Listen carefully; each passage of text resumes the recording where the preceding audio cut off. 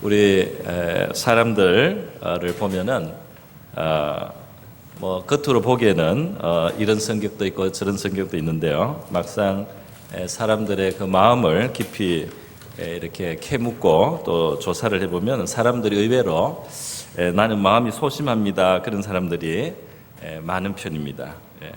두려움이 있다는 것이죠. 두려움이 없는 사람은 거의 별로 없다는 겁니다. 오늘 이 본문에도 다윗이 등장하는데요. 이 다윗의 모습 속에서 두려워하는 모습 혹은 소심한 모습이라도 할 수 있겠는데요. 그러한 모습을 볼 수 있습니다. 다윗은 하나님 앞에서 그 하나님께 마음이 합하는 사람인데요. 하나님께 마음이 합하는 사람으로 성경에서 그렇게 평가를 받고 있는 사람입니다. 그래서 우리가 다윗의 생애를 볼 때는 굉장히 배울 교훈이 많습니다. 아름다운 신앙의 본이 많습니다. 우리가 오후 예배 제가 주로 이 사무엘상을 지금 하고 있는데 연속으로 설교를 하고 있는데 오늘 오후에는 우리 여전도의 전체 연합 헌신 예배이기 때문에 오늘 오전에 제가 이 말씀을 전합니다. 바로 이 다윗의 모습 속에 오늘 우리 보이는 이 소심함에 보이는 이 모습 속에서 어떤 신앙의 모범이 있는가 하는 것을 함께 생각을 해보려고 합니다. 먼저 배경을 잠깐 생각해 보면요, 이 다윗은 이 소년으로 역사의 무대에 등장을 하는데 이스라엘이 전쟁을 블레셋과 하는 중에 블레셋의 대장군 골리앗을 전장에서 보고 그가 이스라엘 백성들을 하나님의 군대를 모독하는 말을 하는 것을 듣고 말이죠. 모든 사람이 두려워하는데도 이 소년이 나서서 그와 이제 전투를 하는 것입니다. 그런데 하나님이 정말 도와주시고 다윗과 함께 하셔서 이 골리앗을 그가 물맷돌로 땅에 쓰러뜨리고요, 그의 목을 베서 그를 죽임으로 이제 이 이스라엘이 사기가 오르고 블레셋이 패하는 그런 큰 전공을 올리게 되었습니다. 그런데 이렇게 너무 극적인 승리를 이룬 이 다윗을 이 사울 임금이 그 이스라엘 왕이 기뻐하기보다는 오히려 그가 많은 사람들의 인기를 얻는 것을 보고 시기해서요, 이 다윗을 미워하고 경계를 하다가 마침내는 그를 죽일 작정을 하게 되었습니다. 그래서 나중에 이 사울왕에서 죽겠다 싶은 그런 확신이 들 때 다윗은 도망을 가서요, 도망자로 이제 피해 다니게 되었습니다. 그를 따르는 무리도 생겨나서요, 다윗과 함께 생활을 했는데 오늘 이 본문에 보면 다윗이 사울왕을 피해서 도망 다니던 중에 이 엔게디 강의 그 동굴에 숨어 있을 때 사울왕이 그곳에 뒤를 보러 이렇게 혼자 들어왔어요. 무방비 상태로 있는 겁니다.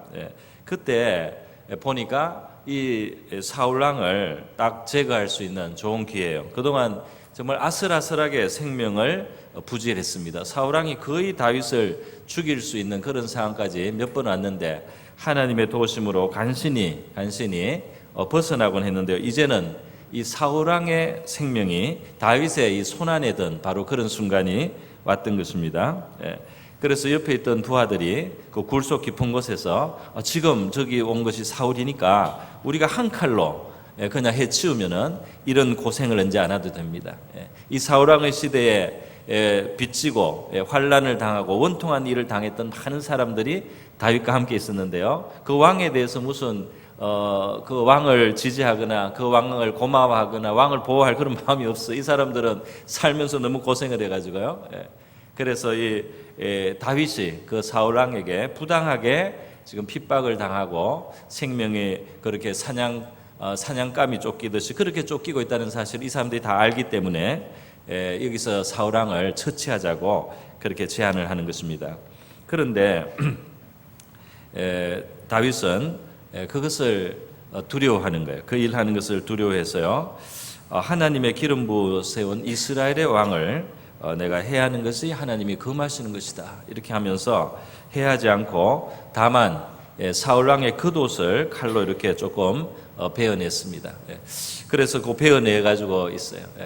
나중에 사울왕이 밖으로 나갔을 때 이제 다윗이 그 겉옷 자락을 들고 뒤에 서서 그를 부르고 사울왕이시여, 당신이 오늘 내한테 죽을 수도 있었지만은 내가 당신의 생명을 하나님을 내가 두려워하고 당신의 생명을 해하지 않습니다. 나는 당신을 해칠 마음이 없는데 왜 나를 이렇게 죽이러 쫓아다니십니까? 지금도 3,000명의 군대를 데리고 지금 쫓아다니는 거예요.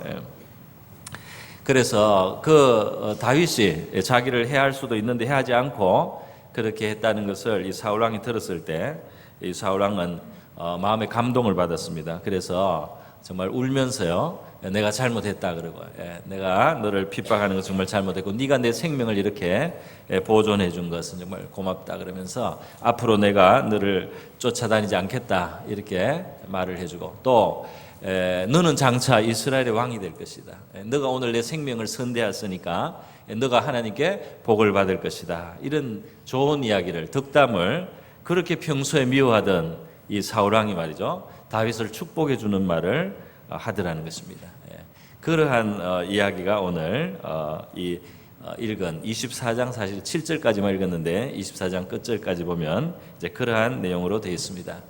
지난 2월 달에 성지순례 갔을 때 이 지역 근처로 갔어요. 엔게디 강야로 갔는데 그 이제 가이드가 아주 좋은 설명을 해줬습니다. 뭐라고 하느냐면은 자기가 그 사무엘상 24장 본문을 볼 때 어떻게 굴 속에 사울 왕이 와가지고 뒤를 볼 때 다윗과 다윗의 부하들이 사람들이 이렇게 서로 이야기를 하는데 사울 왕이 모를 수가 있고, 또 가까이 와서 겉옷을 베는데도 그것도 모르고 있을 수가 있느냐, 그게 평소에 좀 의문이었대요. 그런데 엔게디 강야를 자기가 돌아다니면서 찾아보니까 거기에 동굴 중에는 그 주변에는 위에 헐몬산에서 물이 내려오다가 말이죠, 이 유다 광야 지하수로 흐르다가 다시 물이 나와서 쏟아지는 지역이 이 엔게디 지역에 있습니다. 그래서 이 엔게디에는 작은 폭포들이 많은 거예요. 작은 폭포들이 굴 앞에 입구에서 막 이렇게 소리를 내면서 막 물이 흐르고 떨어지고 이렇기 때문에 거기가 좀 시끄럽다는 겁니다. 그래서 이 굴 속에 있어도 얼마든지 안에서 속삭이는 소리를 듣지 못할 수 있겠다. 그런 설명을 해주는 가이드의 설명을 제가 잘 들었습니다. 오늘 어쨌든 이 사건은 일어났고요. 이 속에 있는 이 신앙의 교훈을 우리가 함께 생각해 보겠습니다. 먼저는요, 이 다윗의 모습에서 우리가 정말 배워야 될 그 신앙의 아름다운 모습은 뭐냐 하면은, 그는 지금 이 사울 왕이라고 하는 자기 원수를 만나서, 원수를 정말 외나무 다리에서 만났습니다. 원수를 외나무 다리에서 만났으면은 힘이 더 센 사람이 뭐 한쪽으로 밀든지 복수를 할 수 있는 기회도 되고요. 그럴 텐데 지금 사울 왕은 완전히 무방비고 옆에 건의병도 없고 말이죠. 다윗은 여러 사람이 있고 무장도 돼 있고요.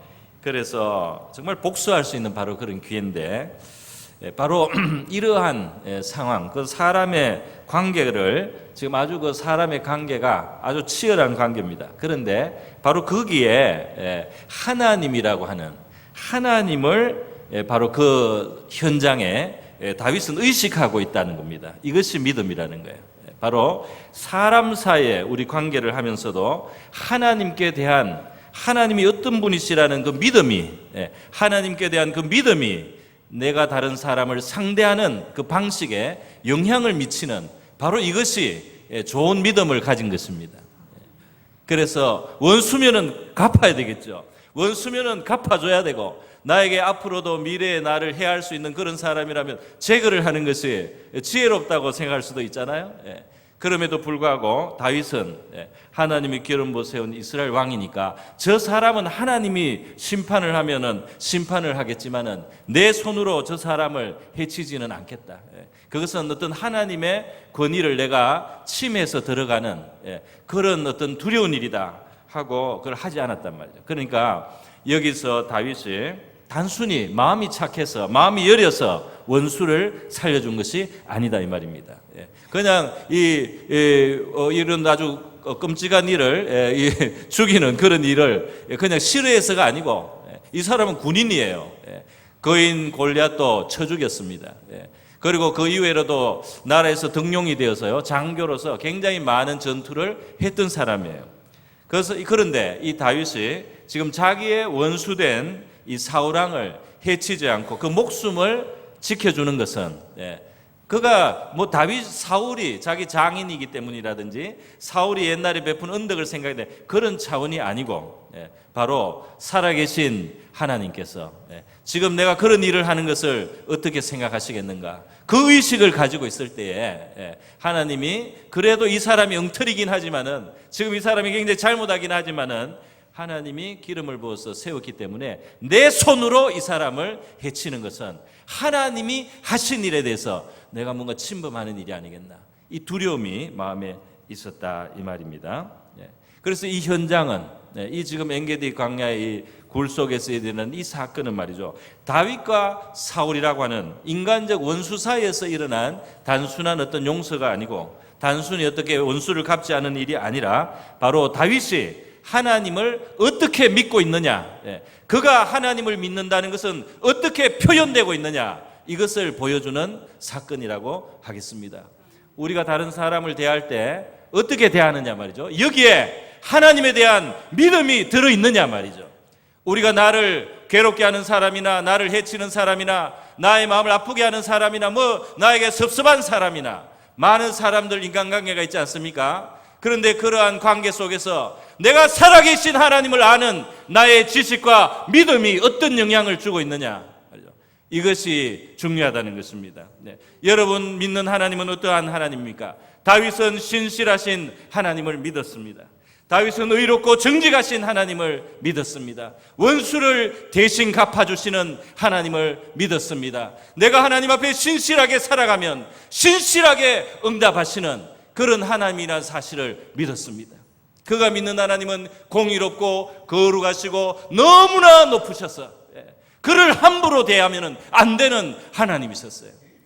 그래서 다윗은 자기의 원수 갚는 것을 하나님께 맡기고 하나님의 거룩함과 존귀함을 생각할 때에 그가 손을 댈 수가 없었단 말이죠.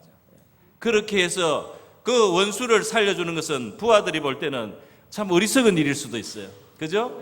아이고 이제까지 이 사울왕이 잘못해가지고 다윗이 얼마나 부당하게 정말 이 핍박을 당하고 학대를 받고 도망을 다니고 고생을 하고, 우리도 이 나라가 이렇게 불의해가지고 우리도 이렇게 고생을 하는데 이 순간에 만약에 사울을 싹 처치해버리면은, 그리고 나중에 다윗이 왕이 돼버리면 얼마나 이제 살기가 편하겠단 말이지.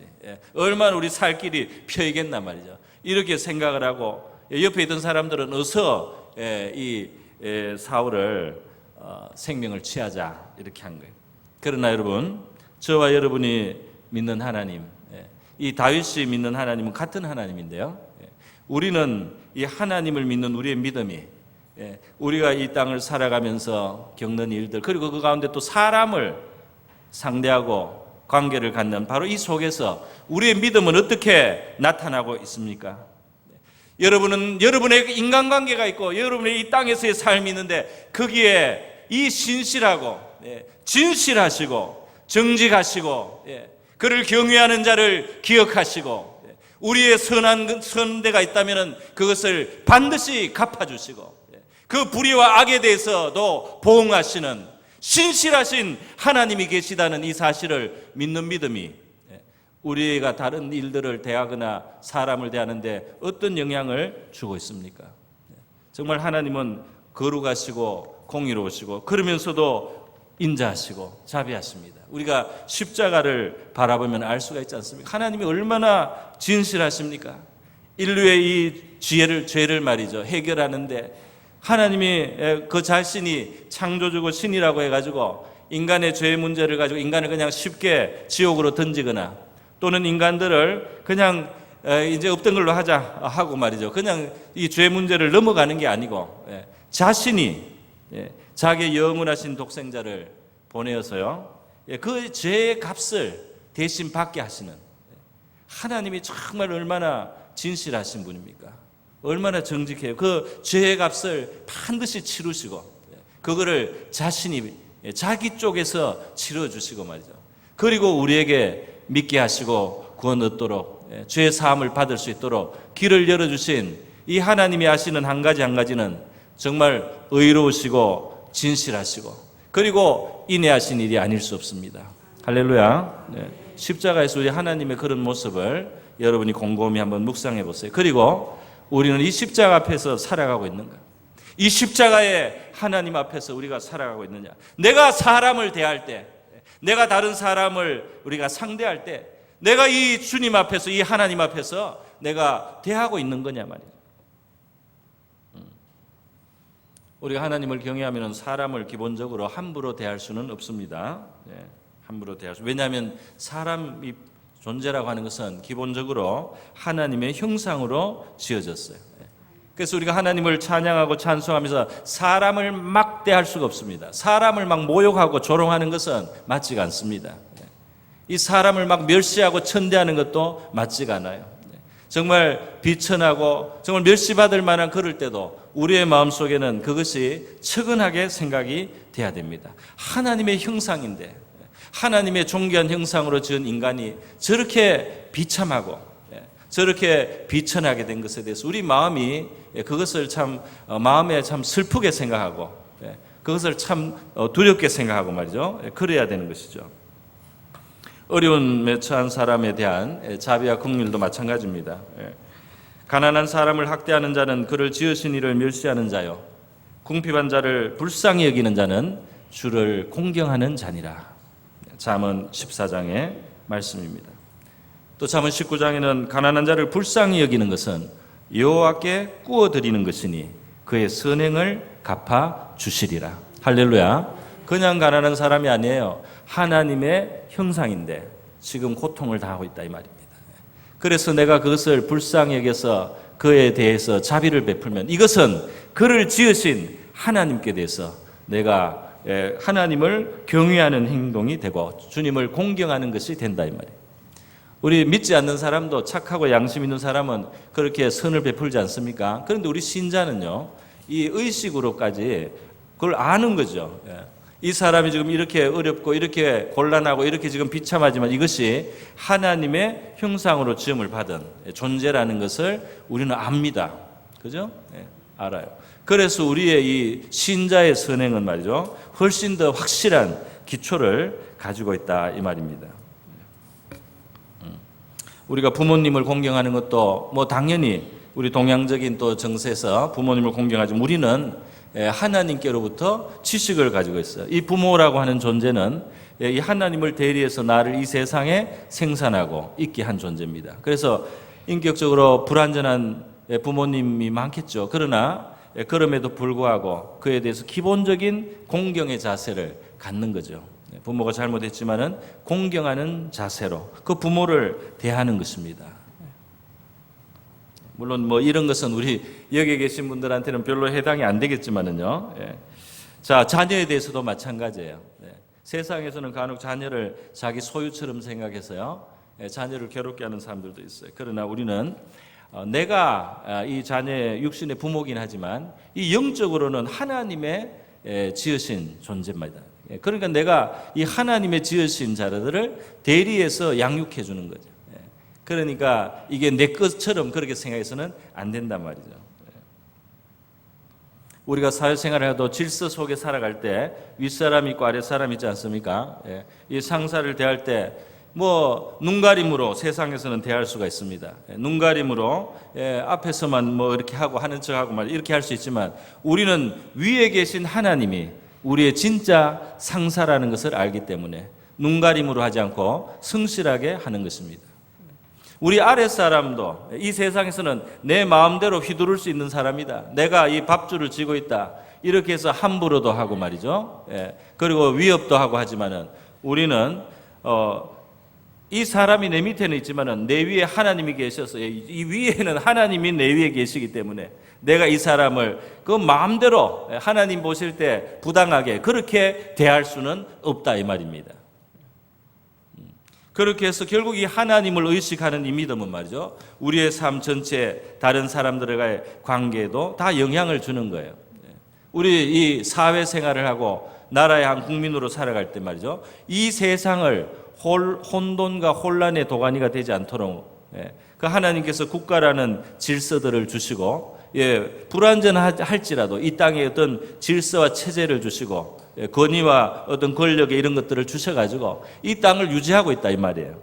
그렇기 때문에 우리가 권위자에 대해서 뭐 의견도 말할 수 있고 뭐 반대도 표할 수 있죠. 민주주의 사회지만. 그렇지만 인격을 모독하고 그래서는 안 됩니다. 그러면 안 돼요. 여러분, 이렇게 이 신앙이라고 하는 것은 우리 다른 사람을 대하는데 영향을 준다면, 우리가 아는 하나님 정말 진실하신 분입니까? 우리가 믿는 하나님은 정말 성실하고 신실하신 분입니까? 여러분이 믿으시는 하나님은 정말 자비하시고 의로우신 분입니까? 그 하나님을 우리가 깊이 생각해야 돼요. 하나님이 어떤 분이시다 하는 말씀이 성경에 나올 때마다 우리가 읽을 때 그 말씀을 마음속에 깊이 받아들이고 새기고 그 마음속에 그것이 꼭 자리 잡게 해야 됩니다. 그래서 그것이 쌓여서 결국 우리가 사람을 대할 때 함부로 대하지 않는, 하나님 앞에서 사람을 대하는 그런 자세를 가진 다윗을 닮은 저와 여러분의 신앙이 될 수 있기를 바랍니다. 하나님을 의식했기 때문에 내가 한 칼에 죽이고 내 고통을 끝낼 수 있는 그 자리에서 그것을 기회를 그렇게 갖지 않았단 말이죠. 복수하지 않고 해치지 않고 오직 왕의 옷자락을 칼로 베어서 나중에 이제 증거로 삼으려고, 내가 당신을 죽일 뜻은 없습니다. 이렇게 칼을 옆에 댈 수 있어도 내가 옷자락은 베어서 이렇게 그 옆에 있었다는 것은 증명하지만 내가 당신을 해치지 않은 것을 내가 그렇게 옷자락 벤 정도로 내가 증명하겠다는 겁니다. 그런데 말이죠, 오늘 본문에 보면 그 옷자락을 뱀으로 말미암아 5절에 보면 다윗의 마음이 찔렸다 그렇게 돼 있어요. 이 마음이 어떤 일로 찔리는 거, 이런 게 이제 우리가 보통 소심하다고 하는데요, 그죠? 어떤 사소한 일, 작은 일 같은 보이는데도 그런 것을 가지고 마음에 이렇게 근심을 하고 걱정, 내가 잘못한 것은 아닌가 말이에요. 이렇게 하는 것을 우리는 소심하다고 하는데요. 지금 다윗이 굉장히 소심하죠. 그거 뭐 생명을 해친 것도 아닌데 말이죠. 그 옷자락을 베놓고는 이것이 내가 잘못한 것이 아닌가 말이죠 하는 그런 마음이 드는 거예요. 그 왕의 옆에 칼을 빼가지고 칼을 옆에 가까이 들이댔다는 이 자체, 그 옷자락을 자른 그 일조차도 내가 지나친 행동을 한 것이 아닌가 말이에요. 하나님의 영광과 권위를 내가 침범한 일이 아닌가 말이에요. 이런 생각이 드는 겁니다. 그래서 다윗이 두려운 마음이 드는 거예요. 그래서 다윗이 그런 마음이 들었어요. 그리고 나중에 이제 그 옷자락을 보여주고 말이죠. 다윗을 보면 우리가 평소에 겁이 많고 소심하지는 않아요. 다윗은 사실 하나님을 믿기 때문에 굉장히 담대해서 목동으로서 아버지의 양을 칠 때는 곰이나 사자하고도 싸웠다 그랬어요.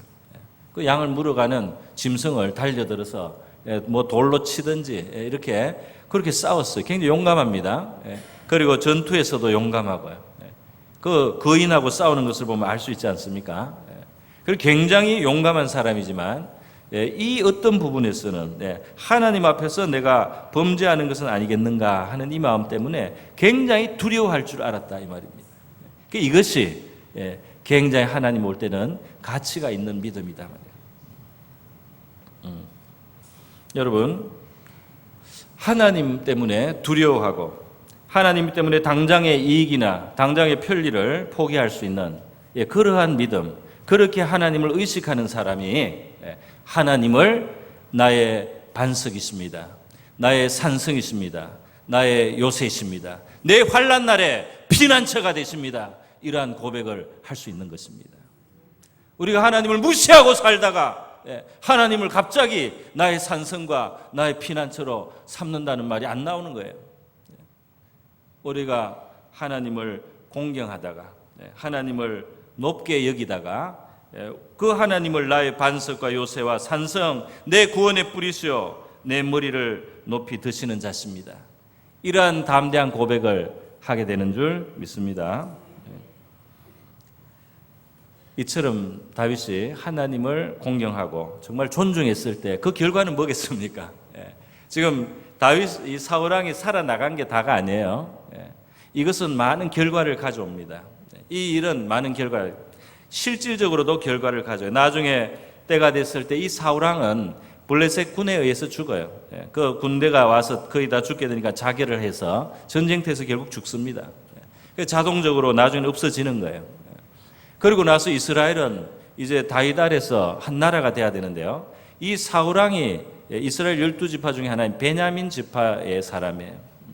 베냐민 사람들도 바로 이 다윗 쪽으로, 다윗은 유다 지파인데요, 다윗 쪽으로 탁 붙어가지고 다윗을 지지하는 그런 나라로 한 나라가 되는데, 이 다윗이 사울 왕을 직접 처치하지 않은, 그 왕의 생명을 끊지 않은 것이 나중에 중요한 밑거름이 됩니다. 할렐루야. 다른 사람들이 우리 지파의 왕을 죽이고 저 사람이 왕이 됐다, 그러면은 그 왕을 잘 따라줄 수 있겠습니까? 원래 이 왕은 우리 지파에서 난 왕이었는데 다윗이 우리 지파에서 난 이스라엘의 왕을 죽이고 말이지 왕이 됐다, 이러면은 마음에 뭐가 생기지 않겠어요? 그런 것이 저절로 없어진 겁니다.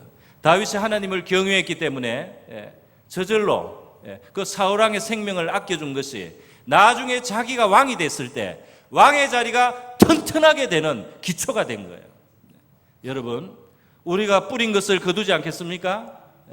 우리가 뿌린 것을 나중에 거두지 않겠습니까? 우리가 헤아린 대로 헤아림을 받지 않겠습니까? 우리가 무엇을 심었든지 거두게 될 것입니다.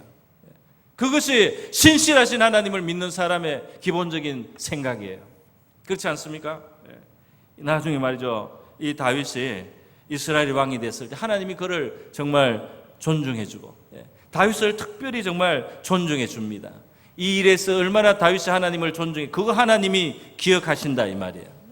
나를 존중해서 고생을 끝내지 않고 원수의 생명을 아껴준 그 하나님을 공경한 그 마음을 하나님은 기억해서 다윗이 왕이 되고 다윗이 나중에 살아갈 때 다윗을 보호해주고 다윗을 지켜주고 그 생명을 귀하게 여겨주는 이런 일들이 이루어졌다 이 말입니다.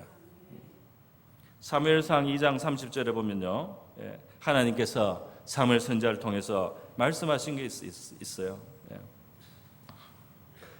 이제 나 여호와가 말하니 나를 존중히 여기는 자는 내가 존중히 여기고 나를 멸시하는 자는 내가 경멸하리라, 그런 말씀이에요. 그러니까 하나님을 존중히 여겼던, 그래서 우리가 어떤 일을 어떤 식으로 대하고 처리했던 그것은 우리에게 돌아올 줄로 믿습니다. 다윗의 나중에 하나님께 받는 후대하심이 그렇게 돌아오는 것이, 다윗의 수많은 사람이 다윗을 위해주고 다윗을 위해서 대신 자기의 목숨을 바쳐주고 다윗을 충성해주고 하는 이런 것이 나타나는 거예요. 그것이 그냥 된 것이 아닙니다. 다윗이 하나님 앞에서 그렇게 살았다는 것이에요.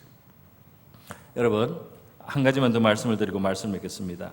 오늘 4절 말씀에 보면 이 사건은 그냥 일어난 것이 아니고 예고가 되었던 사건이라는 것을 알 수가 있어요. 뭐냐면은 이제 사울 왕이 굴 깊은 곳에 와 있을 때, 들어왔을 때 다윗과 그 사람들이 굴 깊은 곳에 있으면서 4절에 보면 다윗의 사람들이 이르되 보소서, 여호와께서 당신에게 이르시기를 내가 원수를 내 손에 넘기리니 내가 원수를 내 손에 넘기리니 내 생각에 좋은 대로 그에게 행하라 하시더니 이것이 그날입니다. 그랬어요. 이 말은 무슨 말입니까?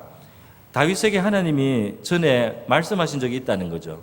사실 다윗은 사무엘 선지자하고도 시간을 많이 보냈고 또 선지자 갓이 가끔씩 이 다윗을 찾아와서 하나님의 뜻을 알려줬어요. 그래서 하나님의 어떤 뜻을 들을 수 있는 기회들이 있었습니다. 뭐 혼자 기도하다가 혼자 받은 말씀인지도 모르지만 어쨌든 원수를 네 손에 맡기는 날이 온다. 원수의 생명이 네 손아귀에 들어오는 날이 오니까 그때 마음대로 해라, 이렇게 하나님이 말씀했답니다.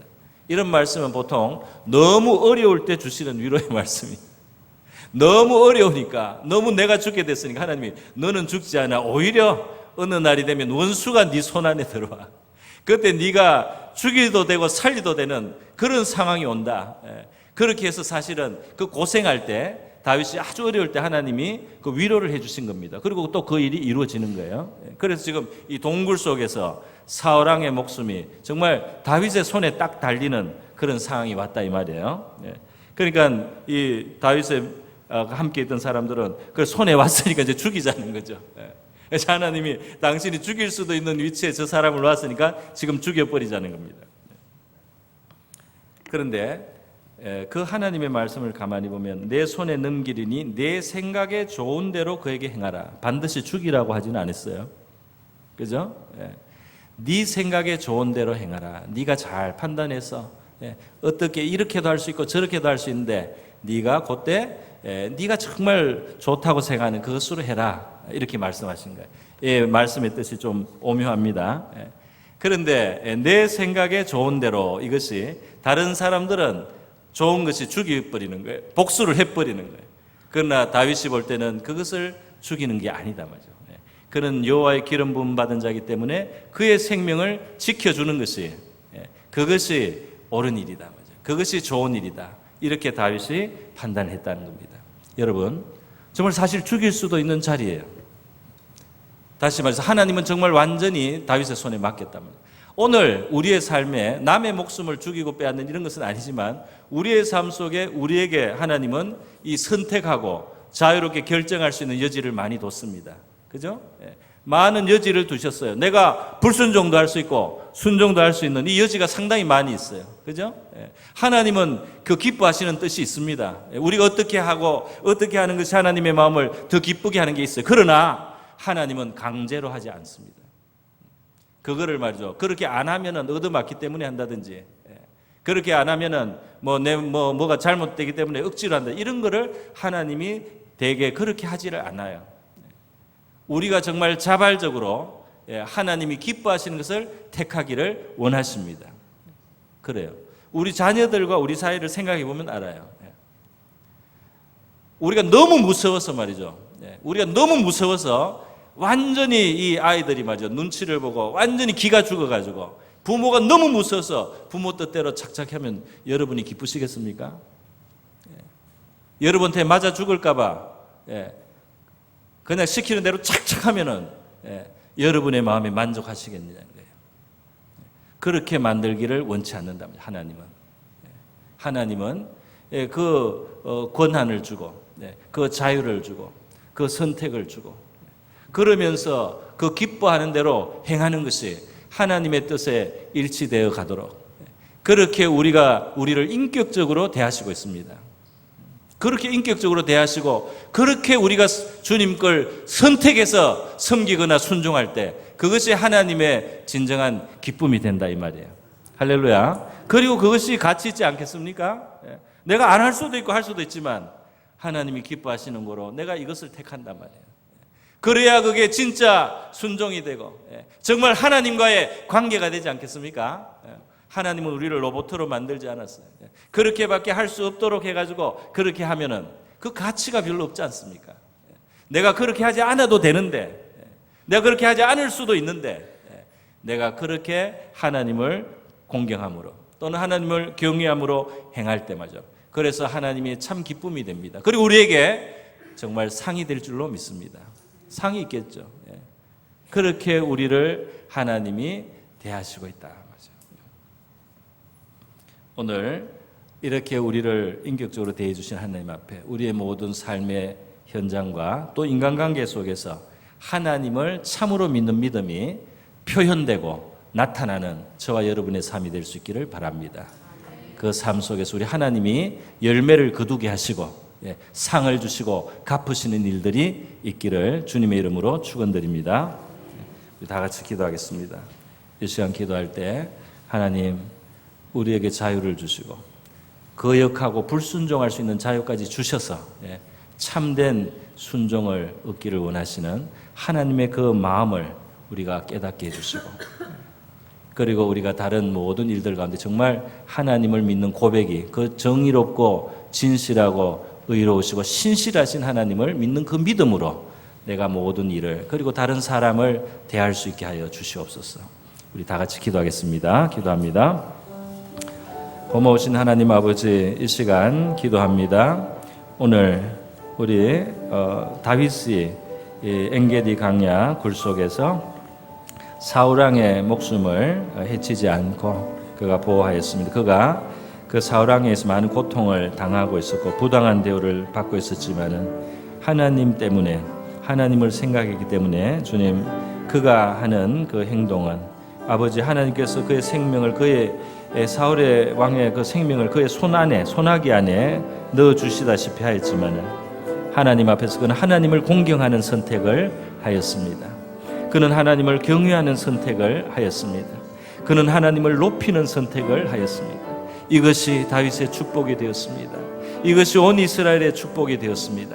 하나님 아버지, 저와 우리 성도들에게도 하나님을 높이는 선택을 하고 하나님을 공경하는 선택을 하면서 우리의 삶의 모든 일들, 그리고 우리가 다른 사람들을 대하는 그 일 속에 하나님, 바로 이 하나님을 인정하는 하나님의 그러한 태도를 우리가 가질 수 있게 도와주옵소서. 하나님, 이 세상에 인간적인 이해 타산만 따져서가 아니라 또 하나님의 이 세상에 우리 자기 중심의 생각으로 하는 것이 아니라 바로 하나님이 신실하신 재판관이신 하나님이 계시고 신실하게 갚으시는 하나님이 계심을 알고 그 하나님 앞에 살아가는 저 우리 성도들 되게 하사 하나님의 기뻐하시는 아버지 그러한 선택을 하고 영광을 돌리고 그리고 하나님이 갚으시는 저와 우리 성도들 되게 하여 주시옵소서. 할렐루야. 감사합니다. 고마우신 하나님 아버지 감사드립니다. 우리에게 거역도 할 수 있고 우리 마음대로 할 수 있는 그러한 여지를 주시고 자유를 주셔서 우리의 참된 순종과 또 우리가 자발적으로 하나님을 공경하고 높이는 바로 그 선택을 원하시는 하나님의 깊은 마음을 헤아리는 저희가 되기를 원합니다. 오늘 다윗이 그 원수 사울을 대할 때 하나님을 경외하고 공경함으로 대할 때 그것이 인간적으로는 어리석어 보일지는 몰라도 이후에 나라를 위해서나 자신을 위해서나 모두 덕이 되고 복이 된 것처럼 하나님 아버지, 우리도 우리의 모든 관계 속에 하나님을 모실 수 있도록 도와주시옵소서.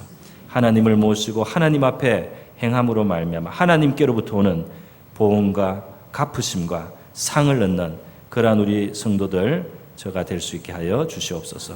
고마우신 예수님의 귀하신 이름으로 기도드립니다.